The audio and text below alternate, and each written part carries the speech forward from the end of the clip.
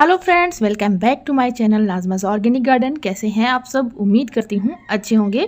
आज की इस वीडियो में आप लोगों के साथ शेयर करने वाली हूँ अप्रैल मई में कौन से ऐसे फूलों वाले पौधे हैं जिनको आप अपने गार्डन में लगा सकते हैं और भर गर्मी बहुत ही अच्छे से आपके गार्डन में खूबसूरती बिखेरते हैं। इनके खूबसूरत फूल जब हमारे गार्डन से विंटर फ्लावर्स ख़त्म हो जाते हैं तब इनके सीड को हमें लगा देना चाहिए और इसके बाद आप सैपलिंग्स लाकर भी नर्सरी से नए नए पौधे को लगा सकते हो। गर्मियों में कौन कौन से फूलों वाले पौधे हैं जिनको आप लगा सकते हो? तो सबसे पहले आप पोर्टुलका या पर्सलिन एक सक्यूलेंट वैरायटी है, लेकिन बहुत ही ज़बरदस्त फ्लावरिंग होती है गर्मियों में। इनमें बहुत ही खूबसूरत लगते हैं ये पौधे और एक छोटी सी कटिंग से आप इसको लगा सकते हैं। बहुत ही अच्छे से आपके गार्डन में चलते हैं।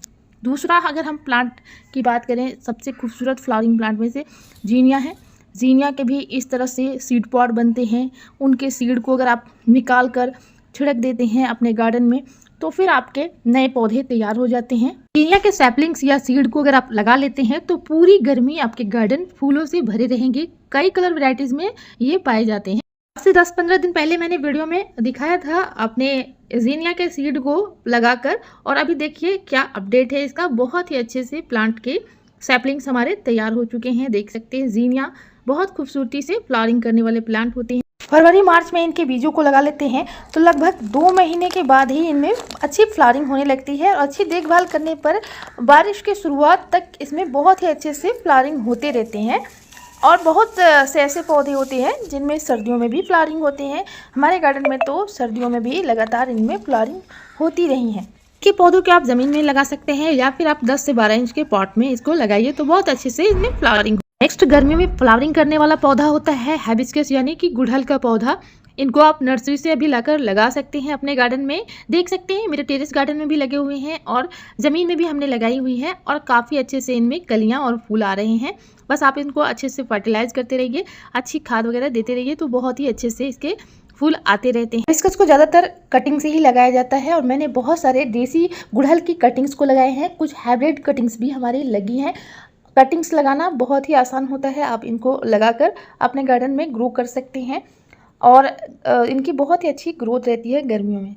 हाइबिस्कस एक गर्मी को पसंद करने वाला पौधा होता है तो ज़्यादा से ज़्यादा इनके फूल गर्मियों में ही अच्छे लगते हैं। आपके गार्डन में खिले रहते हैं और बड़े साइज़ में फूल आते हैं। हालांकि जो हाइब्रिड वाली वैरायटी होती है उनमें साल भर फ्लावरिंग होती है। थोड़े से ये सर्दियों में डॉर्मेंसी पे जाते हैं और बाकी हमेशा इनमें फ्लावरिंग देखने को मिलती है। तो इनको कटिंग से भी आप लगा सकते हैं।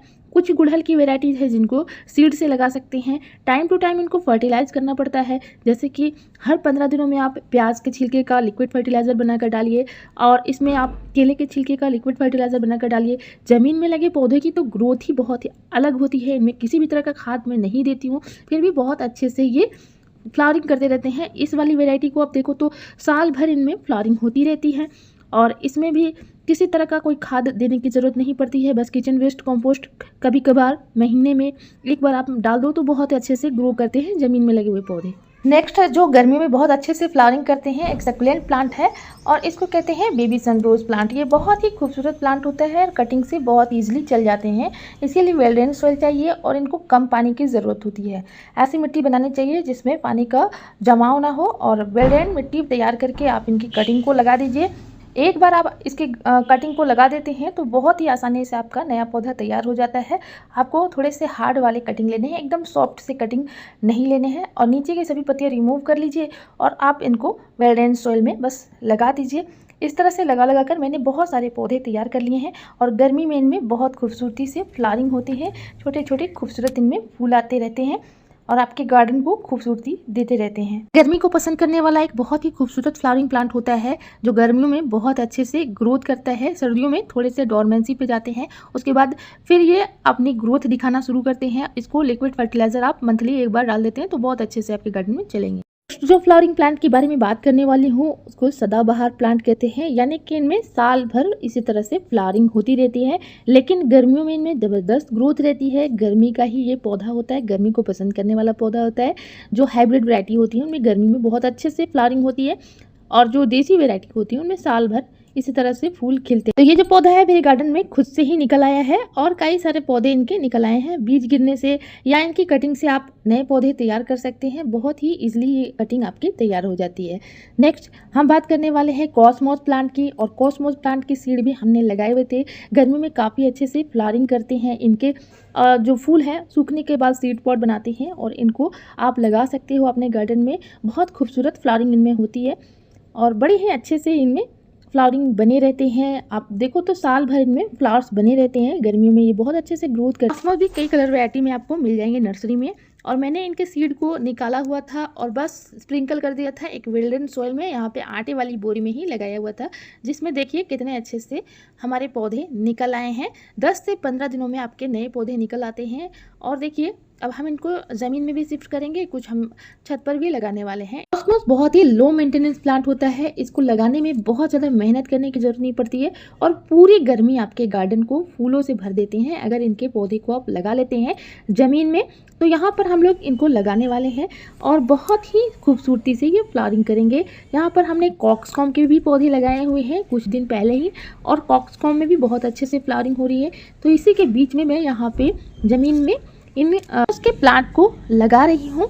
ये देखिए छोटे छोटे जो सैपलिंग्स है इनको बीच में ही लगा दे रही हूँ। कॉक्सकॉम और कॉस्मोस भी गर्मी में अच्छे से फ्लावरिंग करते हैं, आपके गार्डन को खूबसूरती देते हैं। तो इनको भी आप लगा सकते हो नर्सरी से लाकर या कहीं पर भी आपको इनके सीड मिलते हैं तो अभी सीड से भी इनको तैयार कर सकते हैं। इनके पौधे को आप लगा लेते हैं तो इनके बीज गिरने से खुद से ही आपके गमलों में बहुत सारे पौधे तैयार हो जाएंगे। मेरे गमलों में बहुत पौधे तैयार हो गए थे तो मैंने इनको बहुत सारे निकाल कर जमीन में शिफ्ट किया हुआ है। इस प्लांट को सेलोसिया या मुर्गा कलगी प्लांट कहा जाता है। मुर्गे की कलंगी की तरह से इनमें बहुत खूबसूरत से फूल आते हैं।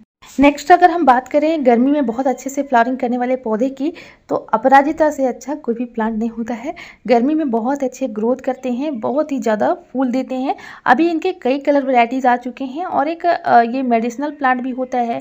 इनको शुभ पौधा कहा जाता है, इसलिए भी बहुत सारे लोग अपने घर पर लगाते हैं। वाकई में इनके फूल बहुत ही खूबसूरत लगते हैं। कटिंग से और इनके सीड से आप नया पौधा तैयार कर सकते हैं। देखिए मेरा कुछ पिछले साल का भी पौधा था, उनको भी मैंने प्रूनिंग की है तो अभी इसमें बहुत अच्छे से फ्लावरिंग स्टार्ट हो चुकी है।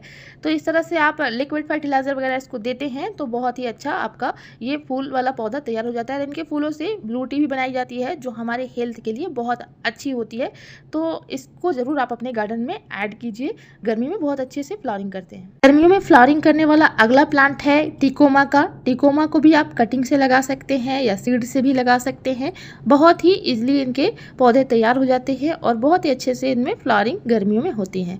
आप देखिए ये पौधा मधुकामनी का है, इसे भी गर्मी में लगा सकते हैं। बड़ी ही ज़बरदस्त फ्लावरिंग होती है, बहुत खुशबूदार पौधा होता है। तो इनको भी आप अपने गार्डन में ऐड कर सकते हैं कटिंग से या बीज से।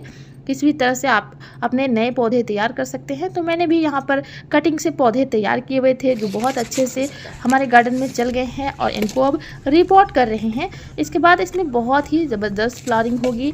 हमने यहाँ पर 2 भाग लिया है गार्डन सोइल और 1 भाग हमने इसमें गोबर की सड़ी हुई खाद मिलाई है और इसी के साथ हमने इसमें जो अंडे के छिलके का पाउडर होता है वो हमने बनाकर डाला है। मल्टीपर्पज़ खाद डाला है। एलोवेरा का लिक्विड फर्टिलाइजर हमने इसमें डाल दिया है रिपोर्ट करने के बाद। गर्मियों में फ्लावरिंग करने वाला प्लांट है गोमफेरना का। गर्मियों में इनके बहुत ही खूबसूरती से पौधे निकलते हैं और बहुत ही शानदार तरीके से इनमें फ्लावरिंग होती है और जब इनके फूल खिलते हैं तो 4 से 5 मंथ तक आपके गार्डन में बने रहते हैं, आपके प्लांट पर इसी तरह से बने रहते हैं। तो बस आपको इस तरह से सूखे हुए फूलों को बिखेर देना है और आपका नया पौधा तैयार हो जाएगा। मिट्टी आपको वेल ड्रेन रखनी है। अगला गुलाब के पौधे को भी आप अपने गार्डन में गर्मियों में लगा सकते हैं। देख सकते हैं कितनी अच्छे से इनमें फ्लावरिंग आ रही है। बस इनको अच्छी फर्टिलाइज़र आपको देते रहना है।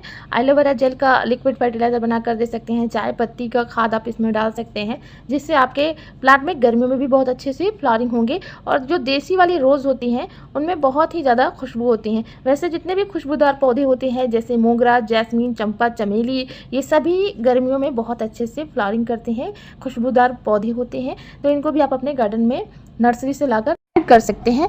ऐसी कोई बात नहीं है कि सिर्फ सर्दियों में ही फ्लावरिंग प्लांट होते हैं, कई सारे ऐसे प्लांट होते हैं जो गर्मियों में भी बहुत अच्छे से फ्लावरिंग करते हैं, बस इनका खास ख्याल रखना पड़ता है। जैसे कि बर्ड ऑफ पैराडाइज के सीड को भी आप लगा सकते हो और आपके गार्डन में गर्मियों में खूबसूरती बिखेरते हैं।